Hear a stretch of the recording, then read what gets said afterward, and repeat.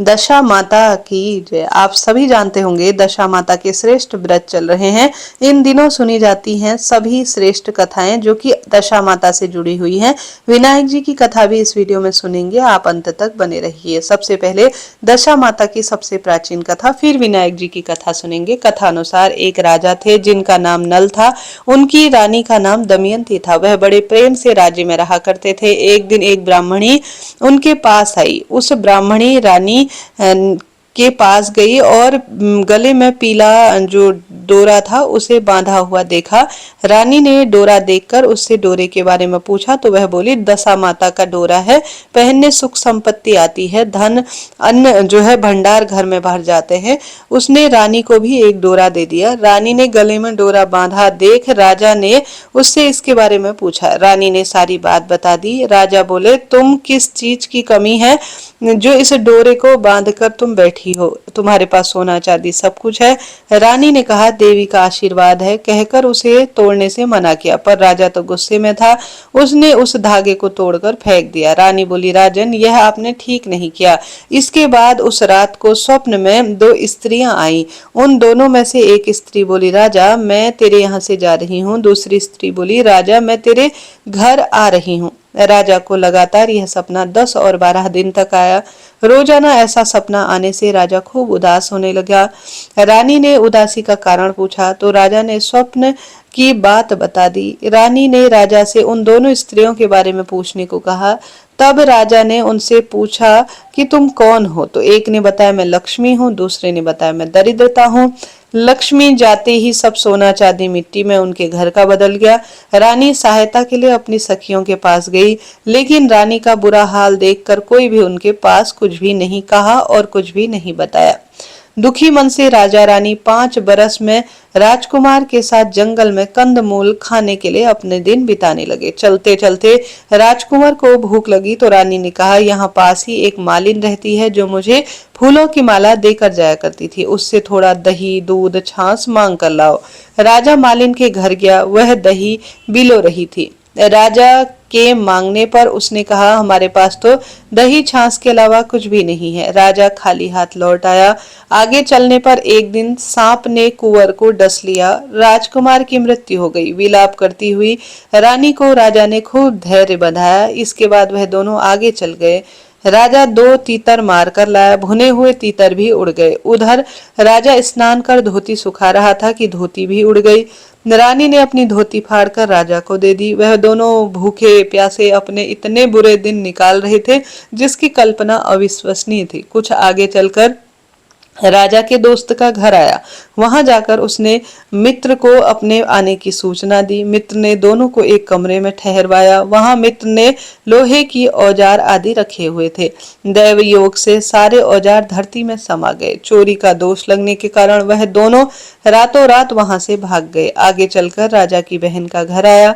राजा ने बहन ने अपने एक पुराने महल में रानी और राजा को रहने की व्यवस्था की। सोने के थाल में उन्हें भोजन भेजा, पर थाली मिट्टी की बदल गई। राजा बड़ा लज्जित हुआ। थाल को वहीं गाड़कर वह दोनों दुखी दुखी आगे निकल गए। आगे चलकर एक साहूकार का घर आया। वह साहूकार राजा के राज्य में व्यापार करने के लिए जाता था। साहूकार ने भी राजा को ठहरने के लिए पुरानी हवेली की व्यवस्था कर दी। पुरानी हवेली में साहूकार की लड़की का हीरों का हार लटका हुआ था। पास ही दीवार पर एक मोर भी अंकित था। वह मोर जो है राजा को देखते ही सोने का हार निगलने लगा। यह देखकर राजा रानी भी डर के मारे वहां से निकल आए। इस पर रानी बोलती है, किसी के घर जाने की बजाय जंगल में अब हम दोनों लकड़ी काट कर ही अपना पेट भरते हैं। रानी की बात राजा को प्रसन्नता हुई सुनकर और दोनों मेहनत कर अपना जीवन व्यतीत करने का सोचने लगे। दोनों एक सूखे बगीचे में पहुंचे। उन दोनों के वहां पहुंचते ही दशा इतनी खराब कि सूखा बगीचा भी हरा भरा हो गया। यह देखकर बाग का मालिन बहुत प्रसन्न हुआ। उसने वहां उन स्त्री पुरुष को जो सो रहे थे उन्हें जगाकर बाग के मालिक के पूछा, तुम कौन हो? राजा बोला, मुसाफिर हूँ, मजदूरी की खोज में इधर आया हूँ। यदि तुम रखो तो यहाँ हम मेहनत मजदूरी कर कर अपना पेट पाल लेंगे। इसके बाद बगीचे के मालिक ने उन्हें अपने यहाँ नौकरी पर रख दिया। एक दिन बाग की मालिन भी संपदा देवी की कथा सुन रही थी। रानी के पूछने पर उसने बताया, यह संपदा देवी का डोरा है। रानी ने भी डोरा लिया। फिर राजा ने अपनी पत्नी से पूछा, यह डोरा कौन सा है? तो रानी बोली, यह डोरा है जिसे आपने एक बार अपमान कर कर तोड़कर फेंक दिया, और इसका अपमान आपने किया, यही कारण है कि देवी हमसे नाराज है। रानी फिर बोली, यदि देवी सच्ची है तो फिर हमारे पहले जैसे दिन लौट आए, उनसे प्रार्थना करो। उसी रात राजा को पहले की तरह एक सपना आया। एक स्त्री कह रही थी, मैं जा रही हूँ। दूसरी कह रही थी, राजा मैं वापस आ रही हूँ। राजा ने दोनों के नाम पूछे तो दोनों ने, एक ने लक्ष्मी बताया अपना नाम, एक ने दरिद्रता बताया। राजा ने लक्ष्मी से पूछा, अब जाओगी तो नहीं? लक्ष्मी बोली, यदि तुम्हारी पत्नी डोरा धारण करे, कथा सुने तो नहीं जाऊंगी, यदि तुम डोरा तोड़ दोगे तो वापस चली जाऊंगी। बाग की मालिन जब वहां की रानी को हार देने के लिए जाती थी तो दमयंती हार गूंथ देती थी। हार देखकर रानी बड़ी प्रसन्न हुई। उसने पूछा, हार किसने बनाया है? तो मालिन ने कहा, कोई पति पत्नी बाग में मजदूरी करते हैं, उन्होंने ही यह बनाया है। रानी ने मालिन को दोनों पड़ोसियों के नाम पूछने को कहा। उन्होंने अपना नाम नल और दमयंती बताया। मालिन ने दोनों से क्षमा याचना की। राजा ने उनसे कहा, तुम्हारा इसमें कोई दोष नहीं है, हमारे ही दिन खराब चल रहे हैं। अब तुम दोनों अपने राजमहल की ओर चलो। राह में राहगीर का घर आया। दोनों वहां साहूकार के पास बैठ गए। साहूकार की नई हवेली में उनके ठहरने का प्रबंध किया तो राजा बोला, मैं तो पुरानी हवेली में ठहरूंगा। वहां साहूकार ने देखा, जो दीवार है उस पर विचित्र रूप से मोर नौलखा हार उखेर रहा है। साहूकार के राजा के पैर पकड़ लिए। राजा ने कहा, दोस्त तुम्हारा नहीं, मेरे बुरे दिन थे। राजा आगे चलकर बहन के घर गया। बहन नए महल में रहने की जिद करने लगी। जैसे ही उसके पैरों के नीचे से धरती खोदी तो हीरों से जड़ित थाल वहां से निकल आया। राजा ने बहन से कहा, वह थाल भेंट स्वरूप दिया है। राजा आगे चलकर मित्र के घर पहुंचा तो नए मकान में ठहरने की व्यवस्था की, पर राजा पुराने कमरे में ही ठहरा। वहीं मित्र की लोहे के औजार मिल गए। आगे चला तो नदी किनारे राजा रानी की धोती उड़ी हुई एक वृक्ष पर लटकी हुई मिली। वहां नहा धोकर धोती पहनकर वह आगे चल दिए। आगे देखा कि चमत्कार हुआ, उनका बेटा कुंवर वहां खेल रहा था। माँ बाप को देखकर उनके पैर छूने लगा। नगर पहुंचकर राजा की मालिन दूध लेकर आई। राजा से बोली, राजा दूध लेकर आ रही हो? उस दिन छाछ के लिए मना कर रही थी। रानी ने राजा से कहा, वह तो हमारे बुरे दिन का खूब प्रभाव था जो सभी ने अपने रंग दिखाए। इसके बाद दोनों वहां से अपने महल की तरफ चले गए। रानी की सखियां धन धान्य से भरे थाल लेकर गीत गाती हुई आई। नौकर चाकर सब पहले के समान आए। दशा माता के डोरे के प्रभाव, दशा माता के व्रत के प्रभाव से ही उनके दिन बदल गए और उनकी दशा सुधर गई। इसलिए सभी को श्रद्धा पूर्वक दशा माता की पूजा, व्रत, उपवास करना चाहिए और डोरा भी धारण करना चाहिए। बोलिए दशा माता की जय। विनायक जी की कथा अनुसार एक अंधी बुढ़िया थी जिसका एक लड़का और बहू थे। वह दोनों बहुत गरीब थे। वह अंधी बुढ़िया माई प्रतिदिन गणेश जी की पूजा करती थी। माई की पूजा से प्रसन्न होकर एक दिन भगवान गणेश जी साक्षात उनके सम्मुख आकर बैठ गए और बोले, बुढ़िया माई तो प्रतिदिन निस्वार्थ भाव से मेरी पूजा करती है, जो चाहे वह मांग ले। बुढ़िया बोली, विघ्नहर्ता गणेश जी भगवान, मुझे तो मांगना नहीं आता, फिर भी आप देना चाहते हैं तो कल मैं अपने बेटा बहू से पूछ कर आऊंगी। तब बुढ़िया ने अपने बेटा बहू से पूछा तो बेटा बोला, माँ धन मांग ले। बहू से पूछा तो बहू बोली, पोता मांग ले। तब बुढ़िया ने सोचा कि सब बेटा बहू तो अपने मतलब की ही बात बता रहे हैं। अतः उस बुढ़िया ने पड़ोसन से पूछा तो पड़ोसन ने कहा, बुढ़िया माई तेरी थोड़ी सी ही जिंदगी बची है, तू क्या करेगी इस धन का, क्या करेगी पोते का? तो अपने लिए निरोगी काया मांग ले।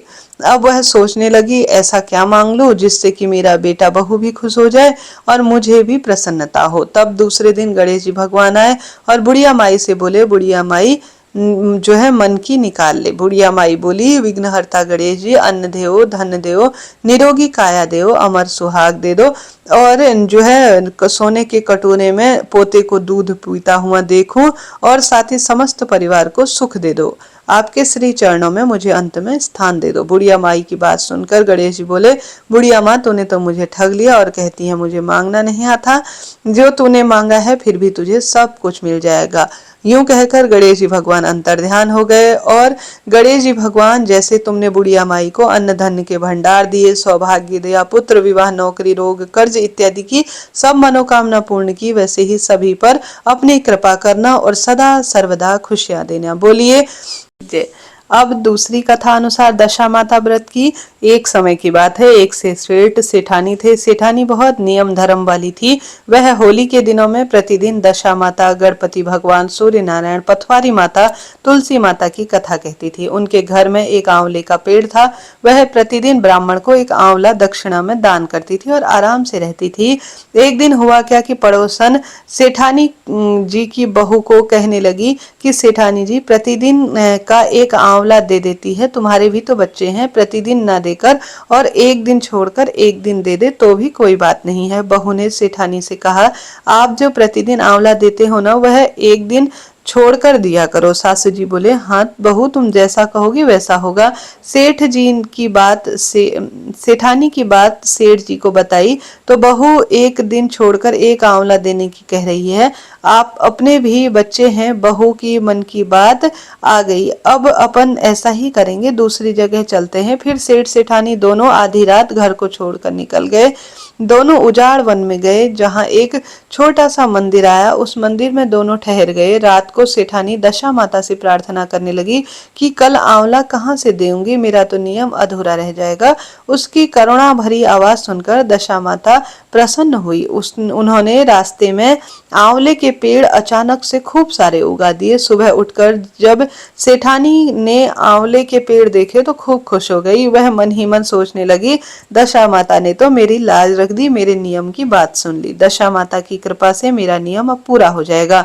सेठानी ने सुबह नहा धोकर दशा माता की, गणेश जी की सबकी कहानी कही। दशा माता की कृपा से एक जो है ब्राह्मण भी कहीं से वहां आ गए। उनको सेठानी ने दक्षिणा में आंवला दे दिया। फिर आगे भी प्रतिदिन सेठानी अपने नियम अनुसार एक आंवला ब्राह्मण को देने लगी। सेठानी के तो आंवले बहुत अधिक फैल गए। अब तो सेठानी प्रतिदिन एक की जगह 5-5 आंवले दान देने लगी और सेठ सेठानी के खूब अन्न धन के भंडार भर गए। सेठानी बोलती है कि अब अपन प्रसादी करते हैं और एक एक आंवला सबको दक्षिणा में देते हैं। आसपास के सब गांव में खबर पहुंच गई कि वहां प्रसादी है और एक एक सोने के आंवले को प्रसादी में दिया जाएगा। उधर सेठ सेठानी के घर छोड़कर जाने के बाद से ही उसके बहू बेटों के घर में खाने की भी कमी हो गई और बिल्कुल गरीबी आ गई और भूखे मरने तक की नौबत आ गई। जब बहू पानी भरने गई तो उसे भी पता चला कि कोई प्रसादी कर रहा है और आंवले के सोने की दक्षिणा देने की कर रहा है। वह अपने पति से बोली, अपन भी चलते हैं। मैं जब पानी भरने गई तो मुझे पता चला कि कोई प्रसादी कर रहा है, दक्षिणा में आंवला भी मिलेगा, अपन भी प्रसादी में चलते हैं। उसका पति बोला कि तेरे चाले लगकर सब कुछ मैंने खो दिया है। एक समय था जब अपने घर में एक आंवला दक्षिणा में दिया जाता था, अब दूसरों के यहाँ आंवले लेने जाएंगे। सेठ सेठानी के बेटा बहू तो वहां पहुंच गए। सेठ सेठानी ने उन्हें पहचान लिया और आपस में बात करने लगी कि अपन तो इनके लिए खूब सारा छोड़ कर आए थे, इनकी ऐसी हालत कैसे हो गई। सेठ सेठानी ने बेटा बहू को सभी आए हुए लोगों को दक्षिणा देने के लिए बैठा दिया। बहू ने अपने पति से कहा कि थोड़े आंवले आप अपने पास रख लेना। बेटा उनको फटकारता है और कहता है, पहले तेरे कहे अनुसार चला हूं तो बहुत दुख पाया है, अब चुपचाप बैठ जा और सबको दान दक्षिणा कर दे। जब सभी आए हुए मेहमान भोजन कर चुके थे तो सेठ सेठानी बोले कि अब हम भी भोजन कर लेते हैं। सेठानी ने नीम के पत्तों की चटनी बनाई होती है। सेठानी सबको पातल परोसती है और नीम के पत्तों की चटनी भी परोसती है और बोलती है कि हमारे नियम है कि हम पहले चटनी खाते हैं। बेटा बहू थोड़ी थोड़ी ही चटनी चाट रहे थे तो फिर सेठानी बोली कि क्या हो गया, ऐसे क्यों चाट रहे हो, आराम से चटनी खाओ। बेटा बहू बोलते हैं कड़वी लगी है चटनी। सेठानी बोलती है तुमको माँ बाप भी ऐसे ही कड़वे लगते हैं। सेठानी के ऐसे बोलने पर बेटा बहू बहुत शर्मा गए। सेठानी बोलती है हम तो सब कुछ तुम्हारे लिए छोड़ कर आए थे, तुम्हारी ऐसी हालत कैसे हो गई। उसके बाद बेटा बहू उनके पैर पकड़ लिए और बोले कि आप दोनों वापस चलो। सेठानी बोली, अब हम नहीं आएंगे वापस, जाओ, तुम्हारे भी बाल बच्चे हैं, तुम भी आराम करो और हमें भी करने दो। बेटा बहू नहीं माने और फिर बोलते हैं कि आपका घर है, आपको आना पड़ेगा। माँ बाप को दया आ जाती है। बहू कहती है, भली आप एक की बजाय 5 आंवले दान देना, परंतु हमारे साथ चलो।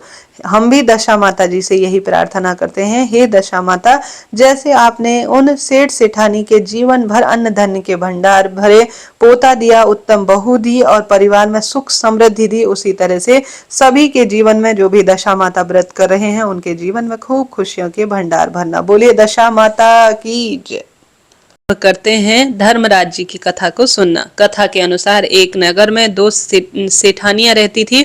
बड़ी सेठानी के घर में बहुत धन था, लेकिन वह खूब कंजूस थी। छोटी सेठानी के घर में धन कम था, लेकिन मन से बड़ी दयालु और मददगार थी। वह स्वयं को धर्म के कार्यों में लगाती थी, लोगों की मदद करने में समय व्यतीत करती थी। हर रोज सवेरे उठकर स्नान इत्यादि करती थी। तुलसी माता और बड़ पीपल बेलपत्र वृक्ष का सिंचन किया करती थी। भगवान के मंदिर जाकर पूजा करती और धर्मराज जी की कहानी सुनती थी। जबकि बड़ी सेठानी यह सब देखकर हंसती थी और कहती थी कि पता नहीं क्या करती रहती है, फालतू के काम दिन भर में। ऐसा करते करते दिन बीतने लगे और दोनों सेठानियां बूढ़ी हो गई। तब भगवान के घर से बुलावा आ गया। छोटी सेठानी को लेने के लिए धर्मराज जी ने अपना विमान भेजा, जबकि बड़ी सेठानी को दूत मारते मारते ले गए। रास्ते में बड़ी सेठानी ने कहा कि मुझे भूख लगी है। तब दूत बोले कि यदि तुमने जीवन में किसी को खाना खिलाया हो तो तुम्हें भी खाना मिलेगा। थोड़ी देर बाद उसने कहा कि मुझे प्यास लगी है। तब दूत ने कहा, यदि तुमने जीवन में किसी को पानी पिलाया हो तभी तुम्हें अब पानी नसीब होगा। रास्ते में उसके कांटे चुभने लगे पैर में और तेज गर्मी भी पड़ने लगी, लेकिन दूत घसीटते हुए ले गए। अब बड़ी सेठानी बहुत पछताने लगी कि मेरे पास सब कुछ होते हुए भी दान धर्म पूजा पाठ और भगवान की भक्ति यज्ञ हवन ब्राह्मण भोज इत्यादि कुछ भी नहीं कराया। इतनी देर में धर्मराज जी का दरबार आ गया। वहां जाकर उसने देखा छोटी सेठानी भगवान के पास सिंहासन पर बैठी थी। उधर बड़ी सेठानी को तपते हुए कुंड में डाल दिया गया। तब बड़ी सेठानी बोली कि मुझे 1.25 पहर का समय दे दीजिए, मैं वापस आकर दंड भोग लूंगी। धर्मराज जी बोले ठीक है। बड़ी सेठानी के शरीर में प्राण वापस डाल दिए गए।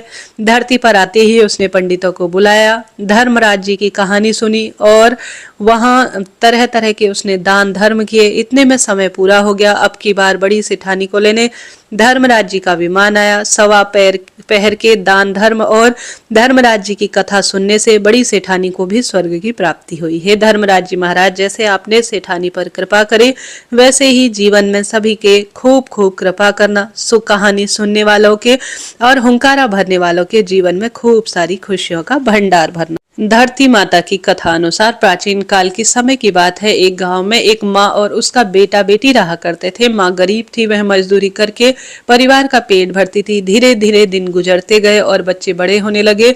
बेटी शादी के योग्य हो गई। तब माँ बूढ़ी हो गई। माँ ने अपने बेटे को कहा, बेटा तेरी बहन शादी योग्य हो गई है, इसलिए तेरे जैसा घर देखकर उसकी शादी करना। ऐसा बोलकर माँ तो कुछ दिनों बाद मर गई। उसका भाई गांव गांव में घूमा, लेकिन बहन के योग्य पति नहीं मिला। वह घूम घूम कर थक गया और एक दिन सोचने लगा, मेरे जैसा तो इस दुनिया में कोई नहीं है, इसलिए मैं ही इससे शादी कर लेता हूँ। ऐसा सोचकर चुनरी और शादी का सामान लेने के लिए वह गया। तब उसकी बहन ने पूछा, भाई तुम कहाँ गए थे, सामान क्यों लेकर आए हो? तब उसने भाई से कहा, बहन यह सब सामान तुम्हारी शादी के लिए है।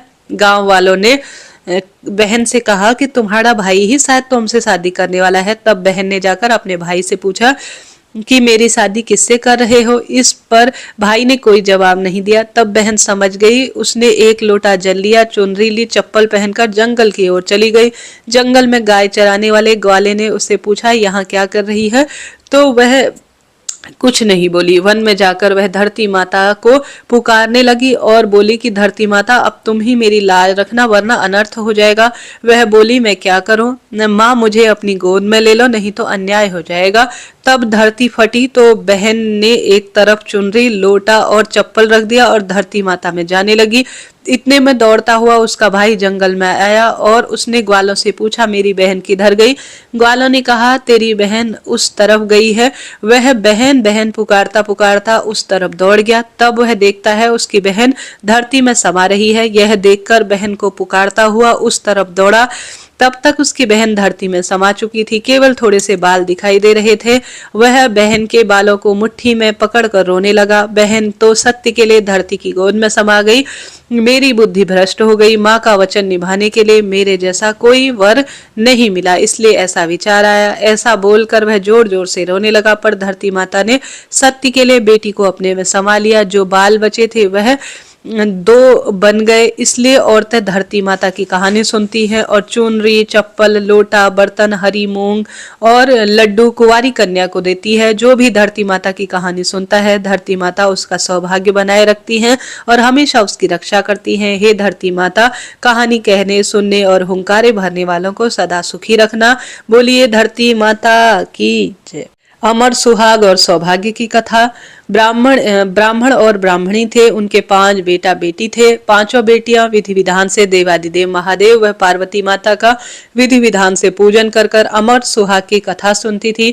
पूजा के समय दोनों बेटियां दीपक जलाती। पूजा पूर्ण होने तक दीपक जलता रहता, परंतु 5वीं बेटी का दीपक कहानी सुनने से पहले ही बुझ जाता। वह देखकर 5वीं बेटी को खूब चिंता होने लगी। सभी बहनों का तो दीपक जलता है, मेरा दीपक पूर्ण रूप से क्यों नहीं जलता? यह क्यों बुझ जाता है? एक दिन 5वीं बेटी ने घर जाकर माँ को सारी बात बताई।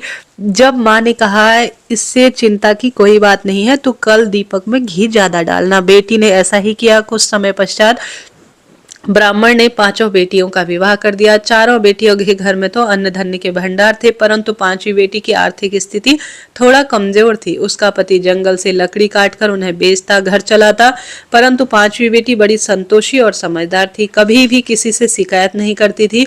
विवाह के बाद भी महादेव और माँ पार्वती का निरंतर पूजन, व्रत, उपवास करती थी। एक दिन उसका पति कम लकड़ियां लेकर आया तो उसने पूछा, क्या हुआ, आज लकड़ी कम क्यों लाए हो? तो पति ने कहा, आज मेरी तबीयत ठीक नहीं है, मुझे बुखार है। दूसरे दिन लड़की ने पति से कहा, आज आपकी तबीयत ठीक नहीं है, आज मैं आपके साथ चलूंगी। सास ससुर से आज्ञा लेकर पति के साथ वह चल पड़ी। जंगल में पति की तबीयत खराब हो गई और पति की मृत्यु हो गई। जंगल में अकेली थी, कोई नहीं था। पति का सर गोद में रखकर विलाप करती रही। रोते रोते शिवजी पार्वती वहां आए। हे जैसे ही उसे शिव पार्वती मिले, उसने तुरंत ही अपना ध्यान भगवान के श्री चरणों में लगाया। हे महादेव, हे माँ पार्वती, मैंने सदैव आपका पूजन वंदन किया है, आपके सिवा मेरा कोई नहीं है। मैं घर जाकर अपने बूढ़े सास ससुर को क्या कहूंगी? लड़की का विलाप और सच्ची भक्ति देखकर भगवान पार्वती और महादेव ने, प्राणनाथ, हमें इस निर्जन वन में कौन पुकार रहा है, ऐसा उन्होंने ध्यान किया। हमें उसकी हमेशा रक्षा करनी चाहिए। और माँ पार्वती प्रकट हो गई। माँ पार्वती ने पूछा, लड़की क्या हुआ, तुम क्यों रो रही हो? तब लड़की ने सारी बात बताई और महादेव जी, पार्वती जी माता के चरण पकड़ लिए और विनती करने लगे। उनकी पूजा भक्ति से प्रसन्न होकर उसके पति को जीवन दान दिया और आशीर्वाद दिया कि जो कोई भी सुहागिन स्त्री श्रद्धा भाव से अमर सुहाग की शिव पार्वती की कथा कहेगा और निरंतर हमारी पूजा करेगा, वह अखंड सदैव सौभाग्यवती रहेगी। उसकी सुख संपत्ति, अन्न धन के भंडार हमेशा भरे रहेंगे। बोलिए भगवान शंकर की जय, पार्वती माता की जय। पथवारी माता की कथा अनुसार जो पथवारी माता के पास व्यापारी लोग आए। एक के पास नमक से भरी हुई गाड़ी थी, वह नमक बेचता था, और दूसरे के पास चीनी की भरी हुई गाड़ी थी, वह चीनी बेचता था। पथवारी जी ने उन दोनों से पूछा कि तुम्हारे पास क्या है? दोनों ने सोचकर कहने लगे कि कहीं पथवारी जी मांग ना ले, इसलिए दोनों ने झूठ बोला। चीनी वाले ने कहा मेरे पास नून है अर्थात नमक है, और नमक वाले ने कहा मेरे पास खांड है अर्थात चीनी है। थोड़ा आगे जाने पर उन्होंने देखा कि नमक की गाड़ी में नमक के बदले चीनी हो गया है और चीनी की जो गाड़ी थी उसमें नमक हो गया है। दोनों एक दूसरे के साथ झगड़ने लगे और चोरी का आरोप लगाने लगे। रास्ते में एक सज्जन व्यक्ति मिले, उसने झगड़े का कारण पूछा तो दोनों ने कहा इसने मेरा नमक चुरा लिया, एक ने कहा कि इसने मेरी चीनी चुरा ली। सज्जन व्यक्ति ने पूछा रास्ते में कोई मिला था क्या? उसने बताया कि पाल पर एक पथवारी नाम की बुढ़िया मिली थी, इस पर सज्जन बोले, वह उसी बुढ़िया का काम लग रहा है, तुम दोनों उसी के पास जाओ, तुम्हारा समाधान हो जाएगा। दोनों को एहसास हुआ कि हमने झूठ बोलकर गलती कर दी, शायद इसलिए यह सब हुआ है। दोनों पटवारी के पास गए और कहा, हमने आपसे झूठ बोला, हमें क्षमा कर दो, हमारा सामान जैसा था वैसा वापस कर दो, हम आपको नमक और खांड भेंट करेंगे। पटवारी जी ने दोनों को क्षमा कर दिया और सामान पहले जैसा कर दिया। नून वाले ने 2 बोरी नमक भेंट किया, चीनी वाले ने 2 बोरी चीनी भेंट की। उन्होंने पूरे शहर में कहलवा दिया कि पटवारी जी से कोई भी झूठ नहीं बोलेगा। हे पटवारी माता, जैसा पहले आपने किया वैसा किसी के साथ मत करना। बाद में नमक का नमक और चीनी का चीनी कर दिया, वैसा सबके साथ करना। और कहानी सुनने और सुनाने वालों पर हमेशा ही सौभाग्य देना और सदा सर्वदा खुशियां भरना। लक्ष्मी माता की कथा। कथा के अनुसार एक गांव में एक साहूकार रहता था। साहूकार की एक बेटी थी। वह हर रोज पीपल सींचने जाया करती थी। पीपल के पेड़ में से लक्ष्मी जी प्रकट होती और चली जाती। एक दिन लक्ष्मी जी साहूकार की बेटी से कहने लगे, तू मेरी सहेली बन जा। जब लड़की ने कहा, मैं अपने पिता से पूछकर कल आऊंगी। साहूकार की बेटी ने घर जाकर अपने पिताजी से सारी बात कह दी। तब उसके पिताजी बोले, वह तो लक्ष्मी जी है, अपने को और क्या चाहिए, तू लक्ष्मी जी की सहेली बन जा। दूसरे दिन वह लड़की फिर गई।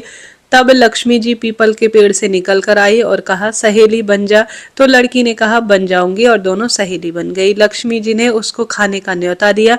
घर आकर लक्ष्मी ने माँ बाप से कहा, ये मेरी सहेली है, मुझे खाने का न्योता दिया है। तब पापा ने कहा कि सहेली के जीने जाइयो, पर घर को संभाल कर जाना। अब तब वह लक्ष्मी जी के यहाँ जीमने गई। लक्ष्मी जी ने उसे 1-2 साल उड़ाने के लिए दी, रुपए दिए, सोने की चौकी, सोने की थाली, 56 प्रकार के भोजन व्यंजन करा दिए। जिम कर वह घर आने लगी तो लक्ष्मी जी ने पल्ला पकड़ लिया और कहा, मैं भी तेरे घर जिमने चलूंगी। तो उसने कहा, आइए, पर घर जाकर चुपचाप बैठ गई। तब बाप ने पूछा कि बेटी, आज ये जिम कर आई है और तू उदास है। तो उसने कहा, पिताजी, मेरे को लक्ष्मी जी ने इतना दिया, लेकिन अनेक प्रकार के भोजन कराए, परंतु मैं कैसे उनको भोजन कराऊंगी, अपने घर में तो कुछ भी नहीं है। उसके पिता ने कहा कि गोबर मिट्टी से चौका लगाकर घर की साफ सफाई कर ले, 4 मुख वाला दीपक जला ले, लक्ष्मी जी का नाम लेकर रसोई में बैठ जाना। लड़की साफ सफाई करके लड्डू लेकर बैठ गई। उसी समय एक रानी नहाकर आ रही थी। उसका 9 लखा हार चील उड़ाकर ले गई और उसके घर पर 9 लखा हार डाल गई और उसका लड्डू ले गई। बाद में वह हार तोड़कर बाजार में गई और सामान लेकर आई तो सुनार ने पूछा कि क्या चाहिए। तब उसने कहा, सोने की चौकी, सोने की थाल, सोने का 2 साला दे दो, मोहरें दे और सामग्री दे, 36 प्रकार का भोजन हो जाए, इतना सामान दे दो। सारी चीजें लेकर बहुत तैयारी करने लगी और रसोई बनाई। तब गणेश जी ने कहा कि लक्ष्मी जी को बुलाओ। आगे आगे गणेश जी और पीछे पीछे लक्ष्मी जी। उसने फिर चौकी डाल दी और कहा, सहेली चौकी पर बैठ जा। जब लक्ष्मी जी ने कहा, सहेली चौकी पर तो राजा रानी के यहाँ भी नहीं बैठी, किसी के भी नहीं बैठी, तो उसने कहा कि मेरे यहाँ तो बैठना पड़ेगा। फिर लक्ष्मी जी चौकी पर बैठ गई। तब उसने बहुत खातिरदारी की, जैसे लक्ष्मी जी ने करी वैसे ही उसने भी करी। लक्ष्मी जी उस पर खूब खुश हो गई। घर में खूब रुपया धन लक्ष्मी हो गया। साहूकार की बेटी ने कहा, मैं अभी जा रही हूँ, तुम यहीं बैठे रहना। और वह चली गई। लक्ष्मी की गई नहीं और चौकी पर बैठी ही रही। उसको बहुत सारी दौलत दी। हे लक्ष्मी जी, जैसे साहूकार की बेटी को पीपल सींचने का संपूर्ण फल तुमने उसकी गरीबी को दूर कर कर धन संपदा को भंडार के रूप में भरकर करी, उसी तरह से कहानी कहने, सुनने वाले और हुंकारा भरने वाले सभी परिवार को सौभाग्य देना, दुख दारिद्रता पीहर और ससुराल में पूर्ण रूप से दूर करना और हमेशा पीहर और ससुराल में सौभाग्य ही सौभाग्य देना। बोलिए लक्ष्मी माता की जय, पीपल देवता की जय। राई दामोदर की कथा अनुसार एक छोटी सी लड़की थी जो नियमित रूप से स्नान ध्यान किया करती थी और कहने लगी, गंगा जी आए, यमुना जी आए या हरिद्वार होकर आए। एक स्त्री बोली कि मैं तो राई दामोदर भगवान को जिमाऊंगी। सब पूछने लगे कि वे कैसे होते हैं। स्त्री बोली, मोर मुकुट, गले में बैजंती माला और हाथ में पीताम्बर ऐसे होते हैं राई दामोदर भगवान। वह लड़की अपने घर आई, भगवान की रसोई बनाई, मंदिर में आई और बोली, रे मेरे भगवान आओ जीमो जीमो। मंदिर में भगवान नहीं मिले, मंदिर में शहर में गई, शहर से जंगल गई, जंगल में पहाड़ों पर चढ़ी, भगवान को पुकारते पुकारते सुबह से शाम हो गई। भगवान लड़की को पहाड़ पर चढ़ते हुए जैसे ही देखे वह कहते हैं कि ऊपर से गिर जाएगी और कहीं मर न जाए और मेरे सिर इसकी हत्या का दोष लगेगा, इसे दर्शन ही देने होंगे। भगवान ब्राह्मण का रूप धर कर आए और बोले, चल बेटा, मैं तेरा भगवान हूँ, तुम मुझे जिमा दे। लड़की बोली कि नहीं, तुम मेरे भगवान नहीं हो। ब्राह्मण बोला कि तेरे भगवान कैसे हैं? उसने कहा, मेरे भगवान मोर मुकुट वाले हैं, गले में बैजंती माला पहनते हैं और हाथ में पीताम्बर लिए हुए हैं। ब्राह्मण बोला, अच्छा ऐसे हैं तेरे भगवान? लड़की बोली, हाँ मेरे भगवान ऐसे हैं। अब भगवान ने लड़की को अपने सामने चतुर्भुजी रूप दिखाया। वह लड़की खुश हो गई और बोली, हाँ हाँ मेरे भगवान ऐसे ही हैं। अब आगे आगे वह छोटी लड़की भाग रही थी और पीछे पीछे भगवान आ रहे थे। भागते भागते संग सहेलियों से बोली कि मेरे घर में भगवान आए हैं। उसमें से एक लड़की ने कहा, दिखाओ भगवान कैसे हैं? जिसके भाग्य में भगवान के दर्शन लिखे थे उन्हें हो गए। हे राई दामोदर, जैसे आपने उस लड़की को दर्शन दिए और वैसे ही जो भक्त आज इस कथा को सुन रहे हैं और जिनका भाव बहुत सच्चा है, उनके भी आप जरूर से उनकी भक्ति अनुसार सर्वश्रेष्ठ दर्शन देना। बोलिए राई दामोदर भगवान की जय। पीपल पथवारी जी की कथा अनुसार पीपल माता पथवारी और विनायक जी खुद को आपस में बड़ा बताते हुए झगड़ा करने लगे। सब अपने आप को बड़ा साबित कर ही रहे थे कि वहां से एक ब्राह्मण का लड़का गुजरा। पाल पथवारी वह गजानन जी ने उसे रोका और कहा कि हमारा झगड़ा सुलझाओ और न्याय करो। ब्राह्मण का लड़का बोला, मैं तो साधारण सा लड़का हूँ, जब आऊंगा तब न्याय करूंगा, अभी सोच के बताता हूँ, अभी तो मैं जा रहा हूँ। घर आकर लड़के ने माँ से कहा कि कल मुझे पाल पथवारी पर गजानन जी का न्याय करना है। तो माँ ने कहा, बेटा किसी को छोटा मत बताना।